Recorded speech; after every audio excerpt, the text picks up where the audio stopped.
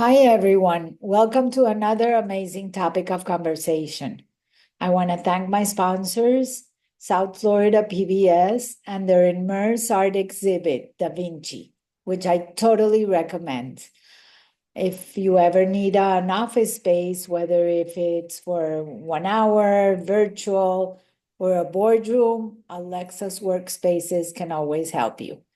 And if you want to be an entrepreneur and reach out, the amount of women in the United States, Hermosa Mujer will be able to help you. So, Paul, thank you so much for being my guest today. It's an absolute pleasure to be part of this, Gladys. Thank you so much for the invitation. You have been a pillar of this community. You belong to a lot of minority boards, and not only minority boards like the Jewish Federation in Broward, but also chambers of commerce, and you have been a pioneer advancing businesses for the LGTB community. And a lot of people, with everything that's going on currently, are asking, what is the difference between advancing for the LGBT community and the DEI? Sure. So give me your thoughts on that, and then I'll tell you my thoughts behind it. Of course, Gladys. So the purpose of DEI is to bridge the gap within diversity. We are trying to include all types of communities into the business world. Unfortunately, a lot of these minority groups are overlooked due to many different factors. Now, when we as a bank look at the community, we try to strive to support all types of demographics. We really like to take part in helping our businesses grow and providing them with services that are going to help them. Now, with what's going on in the current climate, we are being attacked on all fronts by different groups and different parties. Now, the LGBTQ community has had many glass ceilings in terms of advancement within the corporate world. But according with what I have seen, studied, and researched, DEI actually is education. It is. It's About education inclusion and on, about respecting others. So correct. I don't understand why there's a lot of people that would say, okay, your position in the bank needs to be replaced by another position. Like as if you were not capable just because of being a minority. Of course. With that being said, Gladys, the one thing is that the LGBT community is targeted by a lot of religious groups that consider the LGBT community to be lifestyle does not align with their belief system. With that being said, DEI in the corporate world is the diversity, equity, and inclusion, which is supposed to bridge the gap between the minority groups. With that being said, DEI is being used as a target because the inclusion aspect of all groups of people are going against what some of these groups of religious groups and certain political groups consider to be the wrong lifestyle choice. So with that, Correct. yes. So with that, Gladys, what ends up happening is that they put up a lot of firewalls that inhibit the LGBT community to continue to proceed and prosper within the corporate world. So it will be a factor that, for example, if someone states in their interview or they say, okay, I'm gay, then that will cause for non-employment? It could be. One of the purposes of DEI is to make sure that everybody in all groups of minority groups, it's supposed to make sure that we're offering and we're able to employ all types of minorities. This is a culture that these institutions create to make sure that everyone has the right opportunity to succeed and to have growth within their employment. But one thing is succeed, and not because you're part of a minority, you need to have that job. If you're not qualified, you're never going to have that job. That is correct, Gladys. And that is something that the LGBT community continues to strive for, is visibility within our community and showing validation in our work. Now, again, with that being said, the LGBT community has continued to face glass ceilings and are inhibited from advancing in their career due to our lifestyle. So how do you combat what's going on right now? So the way I combat it is continuous education. I work with different organizations that continue to show visibility of the LGBT community within our overall communities and showing the value of including us in all types of commerce. We offer a wide range of visions and personalities that can enhance the different types of businesses within corporate America and small business as well. Okay, on a personal side, I have to attest that I've been following you from bank to bank, not because of the bank, but because of who you are and the service that you provide. Mm-hmm. So that doesn't even, you don't even consider how your lifestyle is. It's your professional part in it. Mm-hmm. So that's the part that I'm struggling with. I understand. That, and I'm also I say that I'm triple minority because a woman, Jewish, and Hispanic, I'm considered a triple minority. Of And so course. what would that mean?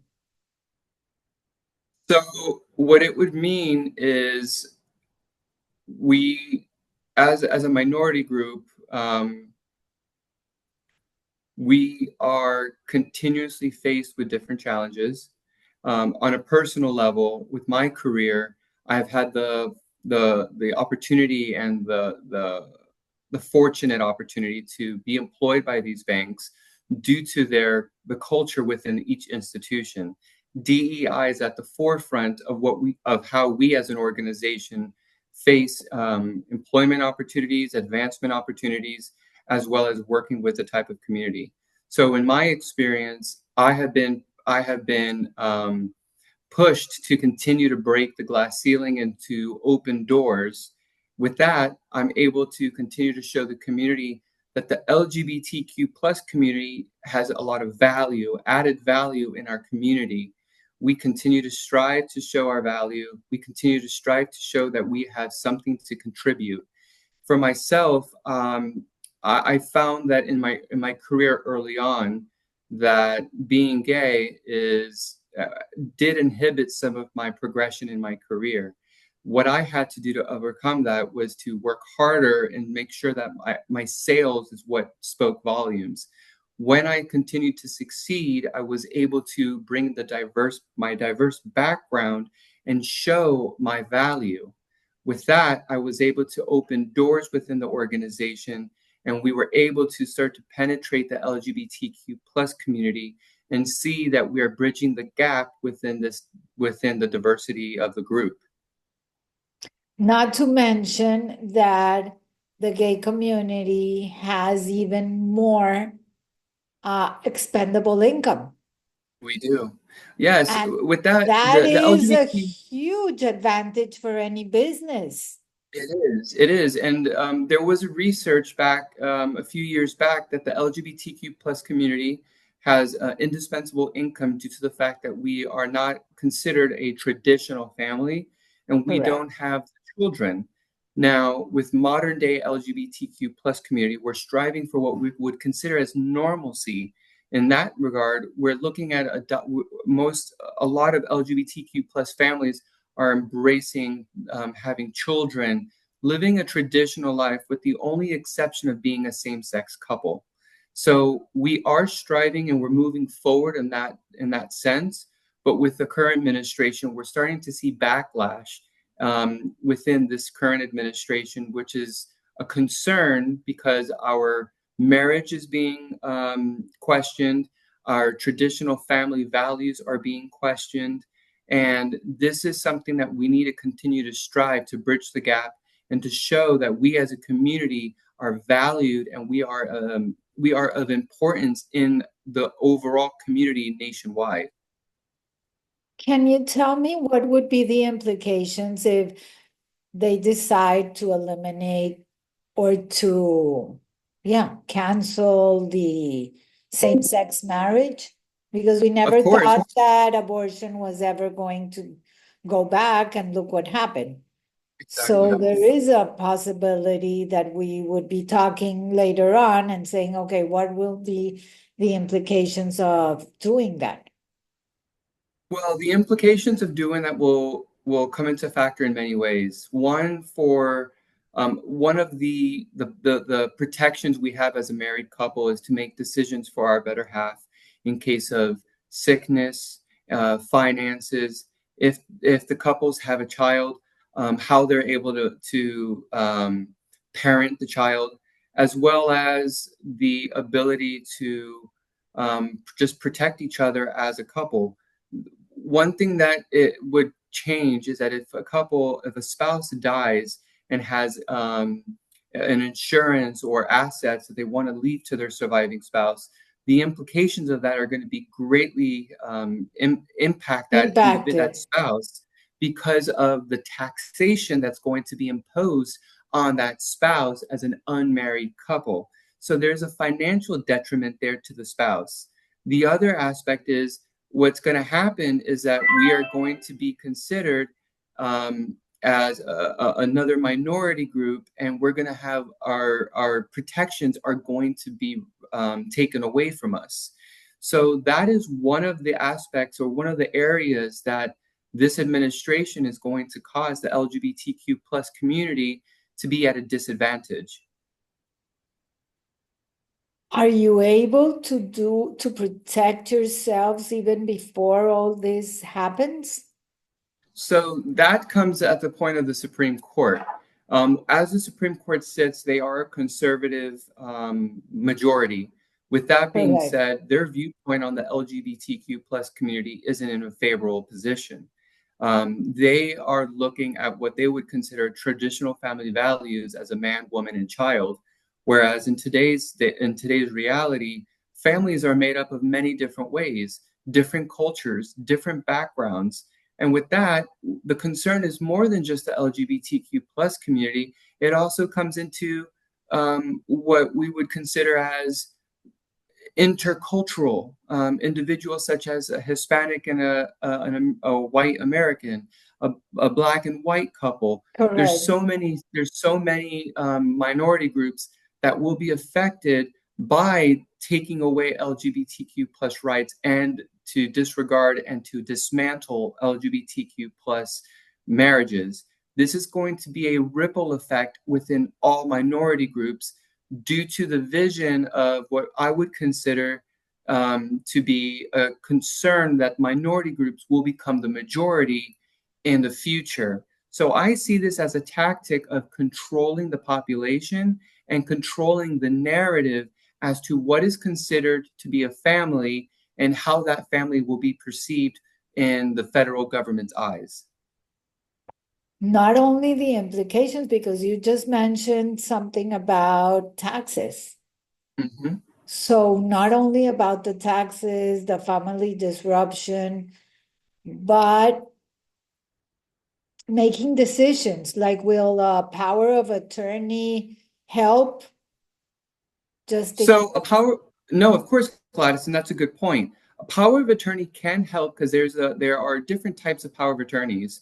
One would be would cover the medical sense, in the correct. regard that if there's a spouse that's incapacitated and is hospitalized, the power of attorney would need to clarify or needs to dictate that this individual has the authority to make medical decisions for their spouse's behalf. Now, that can be challenged in the court. Now, if the states start to adopt laws that are going to inhibit this power of attorney, it can be considered null and void due to federal and state laws or guidelines. So what do the people, for example, if there's a same-sex marriage that have been together for many years and they don't have the support of their families and something happened? Like they're all So alone and none of this will work? So that's one of the greatest concerns when it comes to LGBTQ plus marriage. What we have seen in the past is that when a family member does not support their lifestyle nor recognize their spouse, as their support, we have seen that the family has disregarded the spouse and has excluded them from making any type of decisions on behalf of their incapacitated spouse. In other words, the family will take over medical decisions, financial decisions, and completely disregard that individual. But if they're married, they cannot do that. If they're married in today's day and age, they are able to make the decisions. If the Supreme Court decides to overturn the previous Supreme Court's decision, it will completely strip the LGBTQ plus community from those rights and could potentially cause harm to the family, financially, emotionally, mentally, and potentially even physically as all these things come into place. Got it. Is there anything that you are doing at this point to try to mitigate what's going on? Yes, Gladys. So I'm working with different nonprofits. One in particular is Equality Florida, which is a grassroots group that is promoting the LGBTQ plus community within the state of Florida. I've had the opportunity of speaking on behalf of my previous organizations representing the LGBTQ division of the diversity and inclusion, and I have been able to work with them to introduce the LGBTQ plus community within local schools, both elementary, middle, high school, and college. We have also been able to speak to city councils to promote LGBTQ plus inclusion, and we have been able to expand on the narrative of how the LGBTQ plus community poses a positive impact to the economic community as well. Okay. So Paul, thank you so much. Thank you, because I think that all this is actually education. It is. And the more, Education's at the forefront of everything, Gladys. We need to continue to educate our communities on who we are, what we believe in, and we need to continue to show the fact that we are equal just as every other American, and we deserve the same rights and are afforded the same abilities that a straight couple has. and the same respect. Correct. And in that note, thank you. Thank you. I hope that we need a follow-up conversation on how all this is going to evolve. But in the meantime, thank you everyone for another topic of conversation. And my wish is that there will be peace within the next week, and to all, be safe. Have a great day. Thank you, Gladys.